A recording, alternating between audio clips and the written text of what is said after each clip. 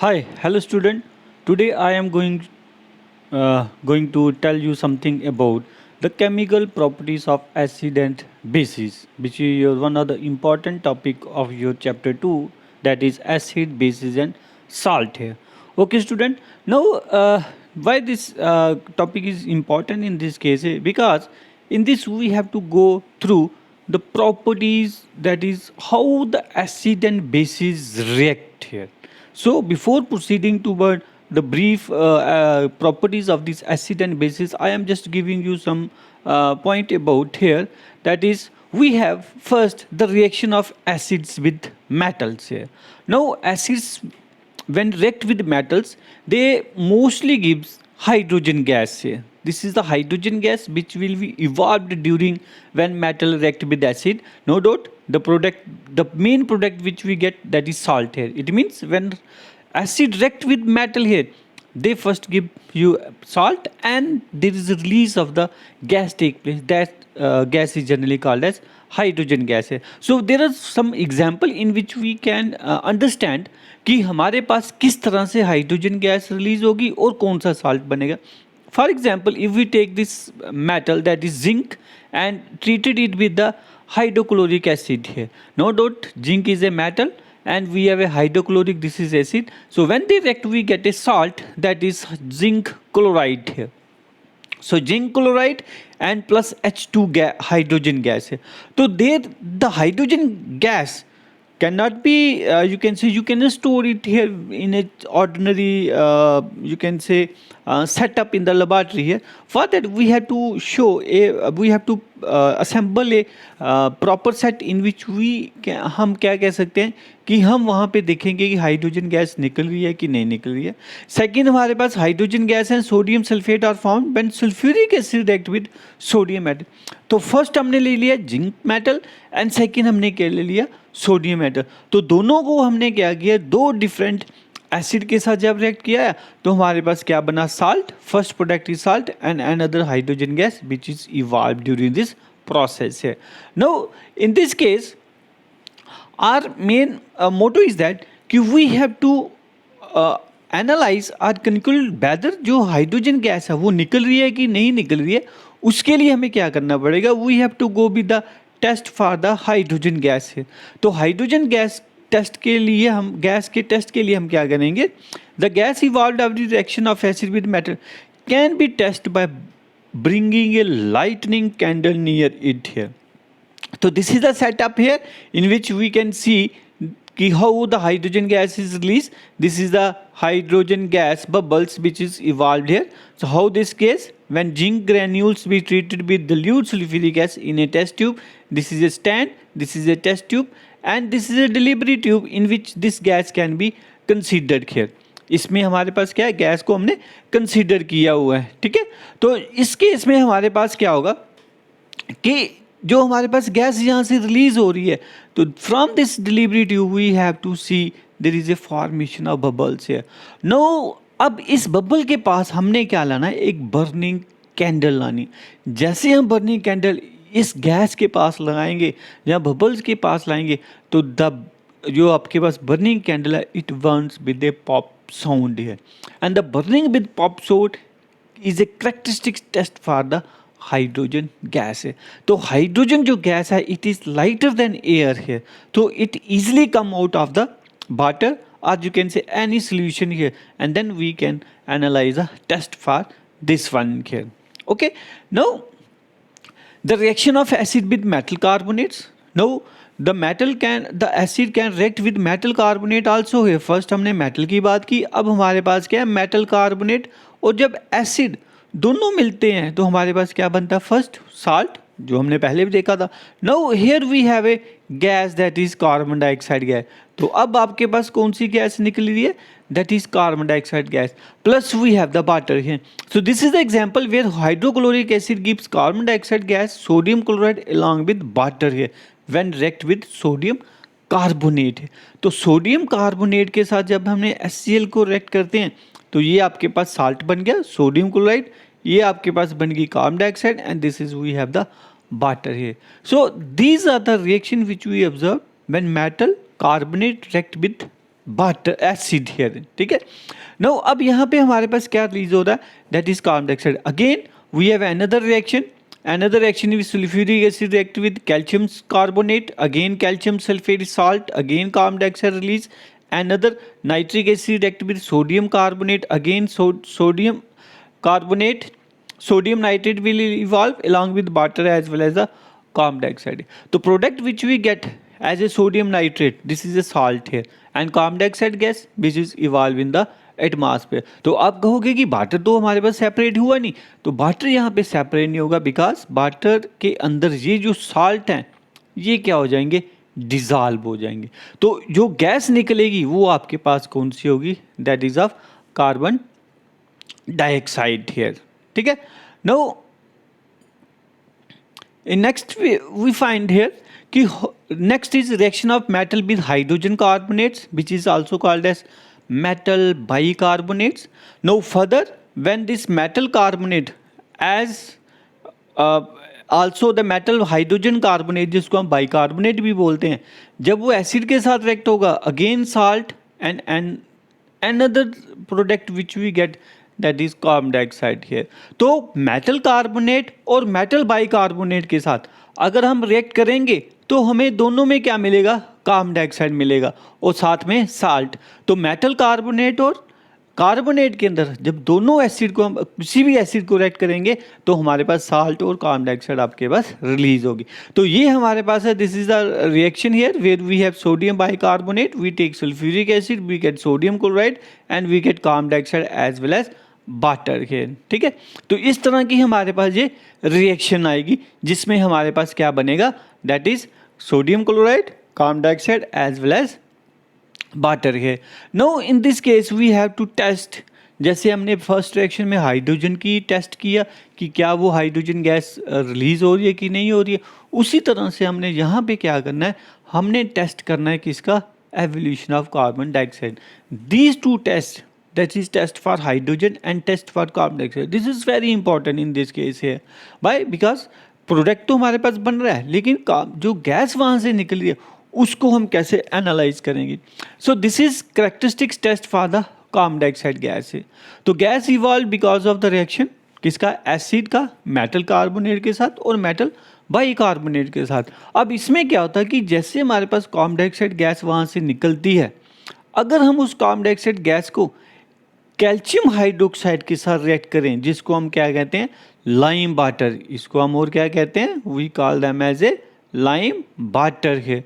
अब इस lime water को अगर मैं कार्बन डाइऑक्साइड गैस से रिएक्ट कराऊँ, जहाँ आप सिंपली लैंग्वेज में क्या कह सकते हो कि हम कार्बन डाइऑक्साइड गैस जो रिलीज हो रही है उसको इसमें से पास कराएं, तो हमारे पास क्या होगा कि ये जो हमारे पास कैल्शियम हाइड्रोक्साइड का जिसको हमने पहले क्या कहा lime water, it turns milky here. And how they turn milky? Because of the formation of calcium carbonate here. अब milky क्यों होगा? Because जो calcium carbonate है that is insoluble in water here. तो वाटर के अंदर वो insoluble है, क्योंकि ये वाटर है तो इसके अंदर ये insoluble होगा तो precipitation होगी. Now when more carbon dioxide is passed through here, अब यहाँ पे कैल्शियम कार्बोनेट, अगर इस कैल्शियम कार्बोनेट में से हम कार्बन डाइऑक्साइड को पास करते हैं अलॉन्ग विद वाटर, तो this will give rise to formation of a calcium bicarbonate, जिसको हम क्या कहते हैं, कैल्शियम हाइड्रोजन कार्बोनेट है। नाउ अब क्या होगा, हमारे पास जो कॉम्प्लेक्स बनना है, that complex, this complex that is calcium bicarbonate is more soluble in water. तो कैल्शियम बाइकार्बोनेट जो हमारे पास है, ठीक है, ये हमारे पास क्या होता है, सॉल्युबल इन वाटर है। तो इसकी सॉल्युबिलिटी ज़्यादा as compare to calcium carbonate है। तो ये टेस्ट तभी होगा जब हम further amount of carbon dioxide को क्या करेंगे, उसमें से पास करते जाएंगे, ठीक है। तो ये हमारे पास टेस्ट हो गया कि हमें कैसे पता चलेगा, how we evolve that, how we confirm that कि कार्बन डाइऑक्साइड और gas is release during this process when metal will react with when acid react with metal carbonate as well as metal bicarbonate here. Now this is a setup in which what we find that we are going to test the evolution of carbon dioxide. So this is the test tube in which the process or the reaction take place. Here we have the metal carbonate and we have to introduce here, that is acid, dilute acid or concentrated. We have to have this delivery tube, and this is a tube in which we take this calcium hydroxide solution here. तो जैसे वो इसमें से पास करेंगे, जहाँ इसमें हम gas को इंट्रोड्यूस करेंगे, तो उसका कलर क्या होगा, हमारे पास चेंज होता जाएगा. तो जब the change of colour indicators कि हमारे पास क्या होगा यहाँ पे, indicate the evolution of carbon dioxide. Now what is common in acids? Acids give hydrogen gas when they react with metal here. So these are the characteristics of acid also है. This shows that all acid contain hydrogen here. हर एक acid के अंदर क्या होगा, hydrogen होगा, क्योंकि वो hydrogen gas है तो ऑब्वियस हाइड्रोजन होगा हमारे पास. HCl, sulphuric acid, nitric acid, these are the some of the example of the acid which is also called as a mineral acid से. तो when acid dissolve in water here, it is considered that कि जब भी हम कोई acid को, ठीक है, पानी के अंदर अगर हम डिजॉल्व करते हैं, and they always give rise to formation of H positive ion here. तो H positive ions is releases here, और H पॉजिटिव आयन को हम प्रोटॉन भी कहते हैं, H पॉजिटिव आयन को हाइड्रोजन आयन भी कहते हैं. और ये जो हाइड्रोजन आयन है, जो प्रोटॉन है, that indicate us about the acidic character of any acid here. ठीक है, तो हम क्यों कह रहे हैं, क्योंकि यहाँ पे सभी के अंदर क्या है, एक में सभी में हाइड्रोजन है, HCl, H2SO4 एंड HNO3. तो जिसमें ज़्यादा हाइड्रोजन रिलीज होंगे वो एसिड क्या कंसीडर किया जाएगा, स्ट्रॉन्ग कंसीडर किया जाएगा. ठीक है, तो जनरल हमारे पास एक डेफिनेशन क्या होगी, द एसिड्स आर दो substances which release H positive ions when dissolve in water. तो इट मीन्स कि एसिड की यहाँ पे क्या हो रही है, आयोनाइजेशन हो रही है. एसिड की क्या हो रही है, ionisation. So this is also considered definition of an acid here. Now further we have example, that is hydrochloric acid, how it gives the H positive ion. So HCl, this gives hydrogen ion, and we have the chloride ion. Similarly we have acetic acid. Acetic acid when dissolved in water, how it can be considered here, because we found the aqueous solution here. तो हमें ये पता ही है कि जब हम किसी भी solution को वाटर के अंदर, किसी भी compound को वाटर के अंदर dissolve करें, जब कोई भी solution वाटर का होगा उसको हमेशा हम क्या कहते हैं, aqua solution कहते हैं. So this is aqua solution, we get acetate ion as well as H positive ion here, and this H positive ion indicates these are the acid here. Now acids are quite strong, and acids are also considered to weaker one here, and stronger acids are those which completely ionize, gives H positive ion here. जो ionise होके आपको क्या दे, H positive ion. It means कि वो जो acid strong होते हैं वो एकदम से आपको एसिड रिलीज कर सकते हैं, और जो वीक होते हैं वो कभी भी आपको एकदम से एसिड को रिलीज नहीं करते हैं. तो then acids are those which give H positive ion, they are called as strong acids. For example, hydrochloric acid, sulfuric acid as well as the nitric acid, and all these acids are called as mineral acids.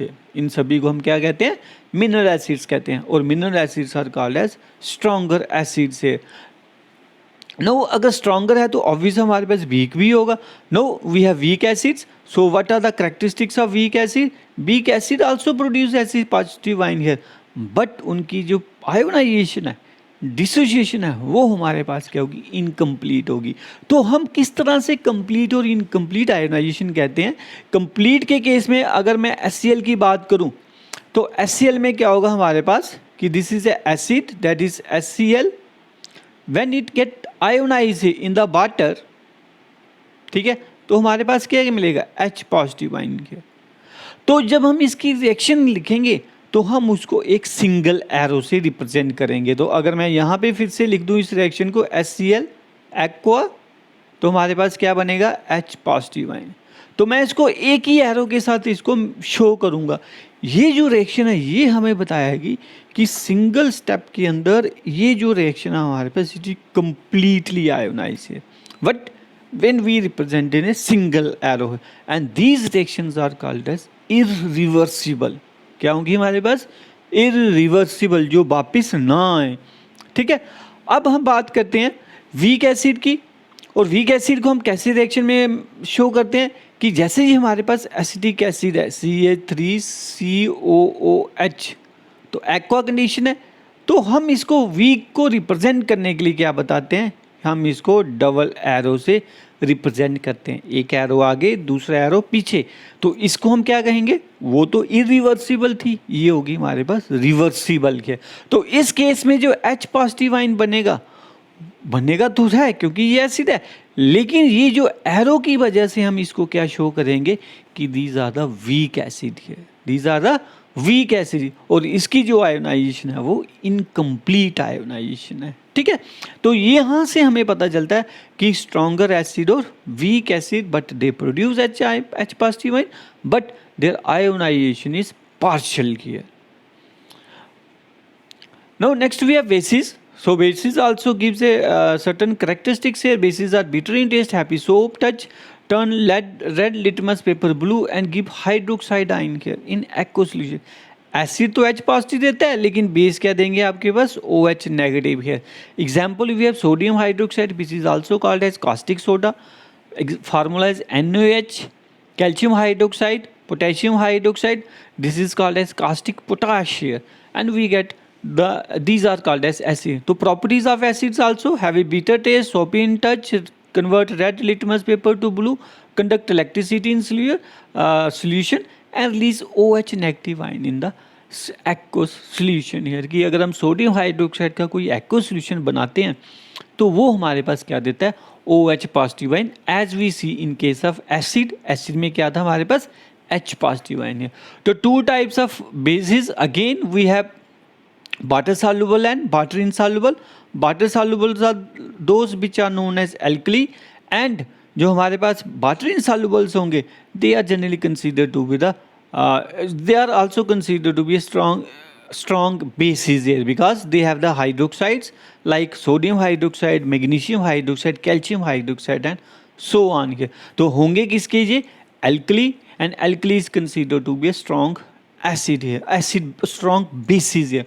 अब आपके पास आया था कि alkali क्या है, बेटा alkali जो होते हैं they are generally the group 1 elements here, group 1 as well as 2 here, like sodium, calcium, potassium, ठीक है, मैग्नीशियम, इन सभी को हम क्या कहते हैं, that is the group 1 and group 2, they are generally called as alkali. तो फर्स्ट वाले को हम जनरली एल्कलाइन मेटल कहते हैं और दूसरे ग्रुप को हम कहते हैं एल्कलाइन अर्थ metals है, but when they combine with water they give rise to formation of hydroxide, and both of their hydroxide are called as alkali hydroxide and hydroxide of alkaline and alkaline earth metals, they are called as alkali here। तो आप confuse मत होना इसमें ये है कि group 1 के जो एलिमेंट हैं जिसमें आपके पास आता है lithium, sodium, potassium, rubidium, caesium, and then group second जिसमें आपके पास आ गया beryllium, magnesium, calcium, strontium, barium.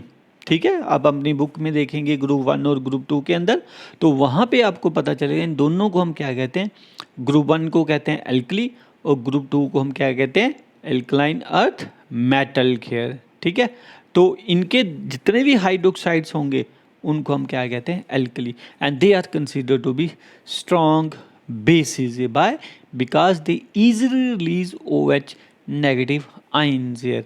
And chemical properties of bases, and whereas when we consider the chemical properties of bases can also react with metal here, so when bases react with metal they again give salt plus hydrogen here। So this is sodium hydroxide, zinc, we get sodium zincate and hydrogen gas here। Similarly sodium hydroxide, aluminium, we get sodium aluminate and hydrogen gas, but here the amount of hydrogen is lesser as compared to this reactions here। So here 3 mole of hydrogen gas is released here, and similarly अगर हम इसका test perform करेंगे तो उसी तरह से करेंगे जैसे हमने एसिड के केस में किया था।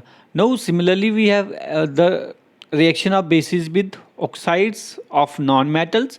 तो non metals mostly chlorine, sorry आपके पास हो गया nitrogen, oxygen, fluorine, chlorine, bromine, ठीक है। सल्फर, सिलीनियम, टेलीनियम, ये सारे के सारे आपके पास नॉन मेटल हैं। तो नॉन मेटल की जितने भी ऑक्साइड्स होंगे, for example carbon dioxide is a non metal oxide है। When carbon dioxide is dissolve it produces carbonic acid है।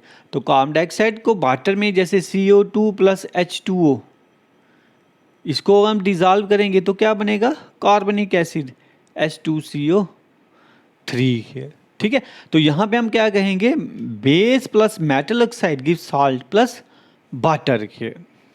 ठीक, now we have the reaction for here this sodium hydroxide, this is a base. When react with this carbon dioxide we get sodium carbonate and water, and similarly calcium hydroxide, when react with carbon dioxide we get calcium carbonate here. So these are the two reaction in which base can react with oxides, non-metal oxides, where we get the salt as plus water here. ठीक, तो salt plus water, उस water के अंदर अगर carbon dioxide है हमारे पास तो वो एक एसिड फॉर्म में एग्जिस्ट करेगी, जिसको हम कहेंगे मेटल सॉरी बाइकार्बोनिक एसिड और कार्बोनिक एसिड है। Now next is neutralisation reaction. So neutralisation means to neutralise. Neutralisation का मतलब होता है न्यूट्रलाइज करना। अब हमने पढ़ा था स्ट्रॉन्ग एसिड है, तो स्ट्रॉन्ग एसिड उसको कैसे न्यूट्रलाइज करेंगे, जगह ऐसा नहीं कहेंगे कि हम उसको पानी के साथ कर देंगे न्यूट्रलाइज, नो, पानी के अंदर अगर हम डालते हैं उसको तो वो न्यूट्रलाइज नहीं होता, वो डिल्यूट हो जाता है। स्ट्रॉन्ग एसिड डिल्यूट हो सकता है लेकिन it can not be neutralise है। न्यूट्रलाइज तब होता है जब हम उसको क्या करते हैं, बेस के साथ रिएक्ट करें। तो acid when react with base give salt and water, and this reaction is called as neutralization reaction here. Since the reaction between acid and base both neutralize, essence is known as neutralization reaction here. तो ऐसा नहीं कह सकते कि acid में अगर हम water डालें तो वो न्यूट्रलाइजेशन हो गया, नो, जब हम एसिड के अंदर बेस डालेंगे तब हमारे पास रिएक्शन क्या होती है, न्यूट्रलाइजेशन। तो बनता गया हमारे पास salt here. So some of the example here how we can say the reaction in neutralization, acid plus base we get salt and water, acid plus base we get salt as well as water है। तो यहाँ पे HCl हम calcium hydroxide और ऊपर वाले में HClO sodium hydroxide की रिएक्शन शो करें जिसमें हमारे पास साल्ट प्लस वाटर बनना है, and this reactions are called as a neutralisation reaction. Now reaction of acid with metal oxide. ठीक, तो metal oxides are basic in nature है, तो जब एसिड के साथ रिएक्शन करेंगे this reaction is also called as a neutralisation. तो acid plus metal oxide give salt plus water है। तो दो तरह की न्यूट्रलाइजेशन रिएक्शन होगी, एक हमारे पास क्या है एसिड और बेस, दूसरा हमारे पास है एसिड विद मेटल ऑक्साइड्स है। तो there are some example of this one here, we have here example like this hydrochloric acid and calcium oxide here. Calcium is a metal and this is metal oxide here. We get salt plus water. Again sulfuric acid with zinc oxide here. We get zinc chloride plus water here. So this is also considered to be a example regarding to, you can say, neutralization reaction here. So again as we study the common in acid, there is a common in all bases also. So when bases dissociate they gives OH negative ion here. वो क्या देंगे हमारे पास OH negative ion, and release of this OH negative ion indicates us the substances or the molecule which we take that is basic in nature here. So when sodium hydroxide dissolved in water it dissociated gives hydroxide ion के। तो ये ion जैसे release होंगे तो वो हमें basic character के बारे में शो करेंगे। तो हम अगर हमें कोई 2-3 एग्जाम्पल दी जाए तो आपको कहा जाए कि you can analyse which one is acid and base है। तो how you can hear, you look at the molecule and when you look here at the molecule है, अगर उसमें आपके पास OH आइंस हैं, OH लगा हुआ है तो हम उसको क्या कह सकते हैं कि दे आर द बेसिस है। फॉर एग्जांपल यहाँ पे मैग्नीशियम में लिख दूँ मैग्नीशियम हाइड्रोक्साइड, तो magnesium hydroxide is a base है। अगर मैं KOH लिख दूँ तो ये हो गया आपका दैट इज़ बेस। अगर मैं लिख दूँ अगेन लिख दूँ आपके पास that is like your calcium hydroxide CaOH2, तो ये OH2 हमें क्या बताएगा कि मॉलिक्यूल हमारे पास क्या है, बेसिक है। ठीक है, no this is all about how we can understand कि which one is acid and which one is base है। नो अब आपके दिमाग में ये आ रहा होगा कि हमने बात की थी स्ट्रॉन्ग एसिड और स्ट्रॉन्ग एसिड की, लेकिन हमने स्ट्रॉन्ग बेसिस की बात नहीं करी है। तो बेटा इसमें स्ट्रॉन्ग बेसिस में भी हमारे पास वही कंडीशन है कि अगर हमारे पास जो डिसोसिएशन है वो कंप्लीट है तो वो हमारे पास होंगे स्ट्रॉन्ग बेस।